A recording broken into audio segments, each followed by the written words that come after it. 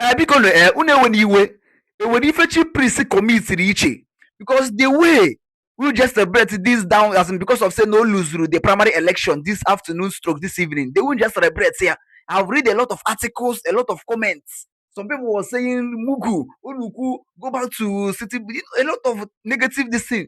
What if a chief priest may reach him now, because as my last time when check celebrity barman was but to your manaba. What if may reach him now, because as my listening check from if a chief priest may reach him. From if I woman that you people will be celebrating his downfall because of say no lose the primary election, which everybody some people can lose. You understand why? Why? I just want to ask why? Why they hate? Why? You hating chief priest no lose the primary election now. Now give me only way 1 million naira and I can't give away 100 million. So as in hate to get no lose the primary election. Keep on again changing your life. I just want to know as a person. Because not someone check from if a chief priest may reach from Aro chief priest committee.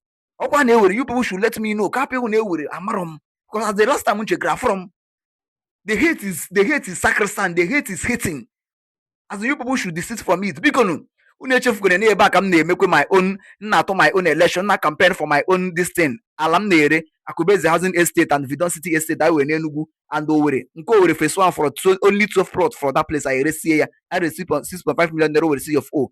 I will Enugu 3.5 million naira and Asube governor. Peace and love.